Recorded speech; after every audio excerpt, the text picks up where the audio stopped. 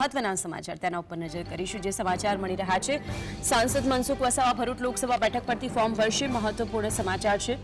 મનસુખ વસાવા કે જે ભરૂચ લોકસભા બેઠક પરથી ફોર્મ ભરવા જઈ રહ્યા છે। આજે રાજપીપળા તેમના નિવાસસ્થાન ખાતે તેમણે પહેલા સવારે ઉઠીને પૂજા કરી, પરિવારે તેમનું મોં મીઠું કરાવ્યું અને વિજય તિલક કર્યો અને આજ રોજ તેઓ ફોર્મ ભરવા જઈ રહ્યા છે। જરાસપીપળા ખાતે હરસિદ્ધિ માના મંદિરે તેમણે પહેલા દર્શન કર્યા અને પછી ભરૂચ ફોર્મ ભરવા માટે રવાના થયા છે।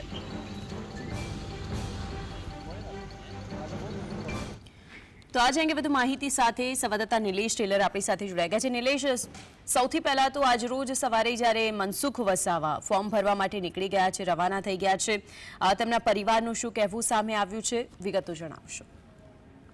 પરિવારે વિજયોત્સવનો મનાવવા તૈયારી કરી છે। બીજી બાજુ મનસુખ વસાવા રાજપીપળાથી નીકળીને ઝઘડિયા ખાતે આવેલ ગુમાનદેવ મંદિરે પણ પૂજા અર્ચના કરવા રોકાયા છે। ત્યારબાદ તેઓ ભરૂચના શક્તિનાથ ખાતે આવશે, જ્યાંથી એક જાહેર સભા કરીને ત્યારબાદ રેલી સ્વરૂપે કલેક્ટર કચેરીએ જવામાં આવશે, જે માટે તેઓ સાથે ઘણા હજારો કાર્યકરો જિલ્લા પ્રમુખ સહિત ધારાસભ્યો પણ ઉપસ્થિત રહેશે અને તે માટે તેઓ અત્યારથી ફૂલ વિજયોત્સવમાં તૈયાર કરી ચૂક્યા હોય તેવું લાગી રહ્યું છે। ભરૂચ બેઠકની જો વાત કરીએ તો 17.5 લાખથી પણ વધુ મતદારો ભરૂચ બેઠક પર છે અને તેમાં જો જોઈએ તો હવે જે છોટુ વસાવાની બાપ પાર્ટીમાંથી પણ દિલીપ વસાવા હવે એન્ટ્રી કરનાર છે અને તેમાં હવે એમના પુત્ર દિલીપ વસાવા એન્ટ્રી કરી છે ઉમેદવારી બહાર। તો બીજી બાજુ ઓવેસીના એએમઆઈ તરફથી જિલ્લા પ્રમુખ ઇમરાન ઉમરજીની પણ ઉમેદવારીની વાત બહાર આવી છે। આ દરમિયાન પંજાબના મુખ્યમંત્રી ભગવત માન પણ ભરૂચ આવવાના છે। 17 તારીખે તેઓ રેલી સ્વરૂપે હોસ્ટેલ ગ્રાઉન્ડથી નીકળશે તેમ જાણવા મળશે। તેઓ સાથે કોંગ્રેસના શક્તિસિંહ પણ ઉપસ્થિત રહે તેવું જાણવા મળેલ છે।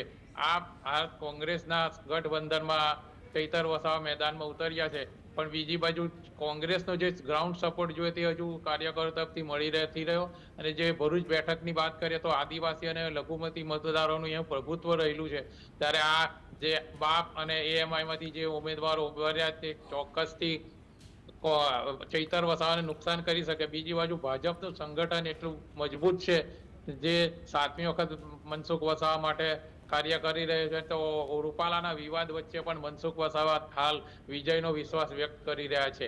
જી માનસી, મનસુખ વસાવાએ ઘરેથી નીકળતા પહેલા શું કંઈ કહ્યું? મહત્વની વાત એ છે કે ભરૂચની અંદર વસાવા વર્સિસ વસાવા થવા જઈ રહ્યું છે અને જે રીતે કહ્યું કે છોટુ વસાવાને તેમના પુત્રને લઈને જે નારાજગી છે, હવે તેઓ અપક્ષમાંથી પણ લડશે। આ બધાની વચ્ચે અત્યારે ભરૂચની સ્થિતિ કેવી લાગી રહી છે? જે છોટુ વસાવાની વાત કરીએ તો તેઓ હવે બાપ એટલે ભારતીય આદિવાસી પાર્ટી તરફથી દિલીપ વસાવાને મેદાનમાં ઉતારનાર છે, તો ઓવેસીની પાર્ટીમાંથી જિલ્લા પ્રમુખ ઇમરાન ઉમરજી ઉતારનાર છે અને ભરૂચની બેઠક પર આદિવાસી અને લઘુમતી મતદારોનું પ્રભુત્વ રહેલું છે। જોકે વર્ષોથી મનસુખ વસાવા ચૂંટાતા આવ્યા છે અને છેલ્લી 6 ટર્મથી તેઓની લીડ સતત વધતી રહી છે। ગઈ વખત પણ 3.5 લાખથી વધુ મતથી તેઓ વિજેતા થયા હતા। આ વખતે રૂપાલાના વિવાદ બાદ પણ ક્ષત્રિયોનો જે નારાજ વર્ગ છે તે જોતા તેઓની લીડ હજુ વધશે એમ ભાજપમાંથી તો જાણવા મળી રહ્યું છે। જોકે ભરૂચમાં ક્ષત્રિય જિલ્લા પ્રમુખ છે, તે ઉપરાંત બાગરાના ધારાસભ્ય પણ ક્ષત્રિય છે, એટલે ક્ષત્રિયોનો નારાજગી કેટલા અંશે ભાજપને અસર કરે છે તે જોવું રહ્યું।